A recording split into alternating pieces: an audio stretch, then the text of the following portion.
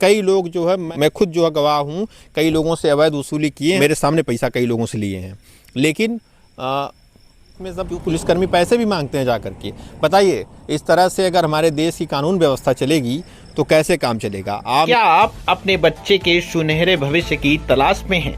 तो आइए MS public school पियरिया धर्मशाला कोयलसा आजमगढ़ में, जहां शिक्षा के साथ साथ बच्चों का सर्वांगीण विकास होता है। अनुभवी शिक्षकों द्वारा आधुनिक शिक्षा प्रणाली, स्मार्ट क्लास, अनुशासन और संस्कारों का बेहतरीन संगम। नर्सरी से लेकर उच्च कक्षाओं तक एडमिशन शुरू। आपके बच्चे के उज्जवल भविष्य की मजबूत नींव। MS पब्लिक स्कूल, पता पियरिया धर्मशाला कोयलसा आजमगढ़। स्क्रीन पर दिख रहे नंबरों पर आज ही संपर्क करें और अपने बच्चे का भविष्य सुरक्षित करें।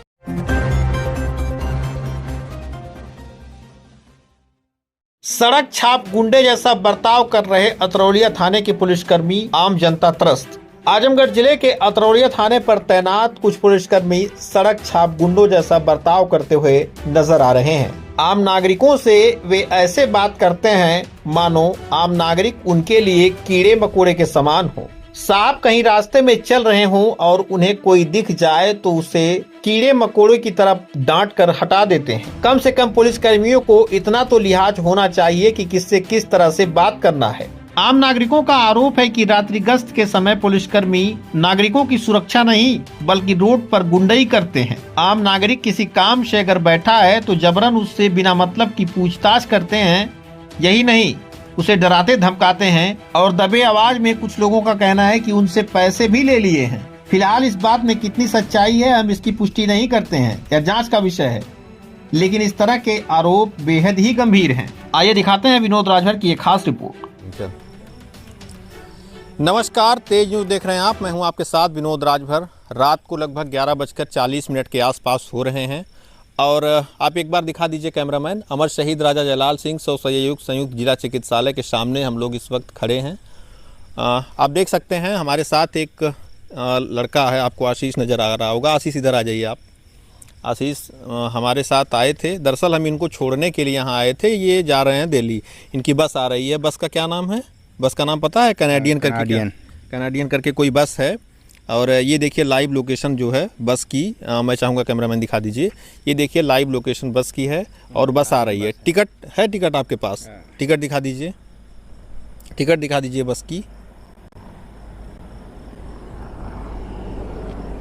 हाँ, ये देख लीजिए, ये बस की देखिए, बस की बुकिंग है, आप देख सकते हैं। ये बस की टिकट है और ये बुकिंग की सब जो है डिटेल्स आपके सामने अवेलेबल हैं।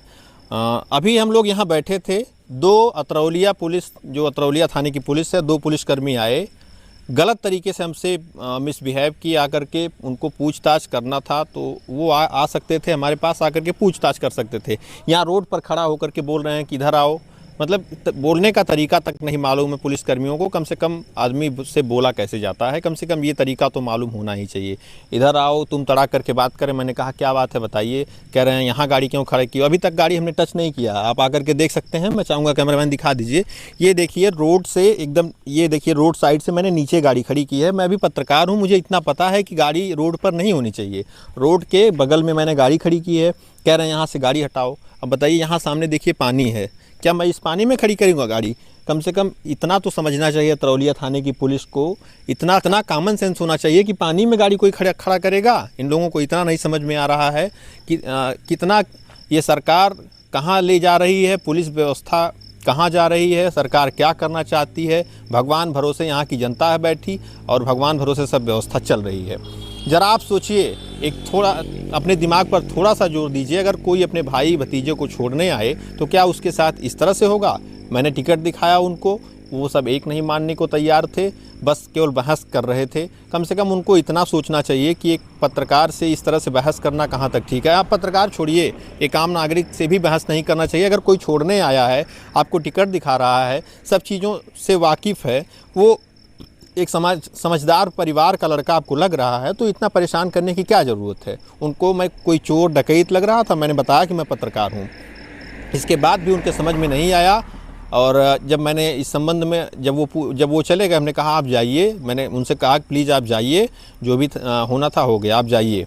तो वो जाने के लिए तैयार नहीं थे। बड़ा बहुत बहस करने के बाद यहाँ से गए। मैंने एसओ साहब को फ़ोन किया तो उनका कहना था कि अभी नए नए आए हैं तो ट्रेनिंग चल रही है, सुधार हो जाएगा। अब सुधार होगा कि नहीं होगा, भगवान भरोसे है मामला। और हम लोग तो मान लीजिए कोई बात नहीं है, अभी नए लड़के होते कोई और होता तो आकर के पैसे भी मांगते। मुझे ऐसी कई शिकायतें मिली हैं जिसमें सब पुलिसकर्मी पैसे भी मांगते हैं जा कर के। बताइए, इस तरह से अगर हमारे देश की कानून व्यवस्था चलेगी तो कैसे काम चलेगा। आम नागरिक तो पूरी तरह से परेशान है। इन सब चीज़ों से जनता भी अब अतरौलिया क्षेत्र की परेशान हो चुकी है। पुलिसकर्मी आए दिन अवैध वसूली कर रहे हैं। यहाँ अतरौलिया थाने के पुलिसकर्मी कई लोग जो है, मैं खुद जो है गवाह हूँ, कई लोगों से अवैध वसूली किए हैं। मेरे सामने पैसा कई लोगों से लिए हैं, लेकिन क्योंकि जो शिकायत करता है, जिससे पैसा लिए हैं, जब वही नहीं कुछ करना चाहता है तो पत्रकार चाह करके भी कुछ नहीं कर सकता। तो ये चीज़ें आए दिन होती रहती हैं। लेकिन अतरौलिया थाने की पुलिस जो है वो पूरी तरह से एक तरह से मतलब ये कह लें कि आम जनता के प्रति उनका ज़रा सा भी कोई व्यवहारिक रुझान नहीं है और जनता पूरी तरह से इन सब चीज़ों से त्रस्त है।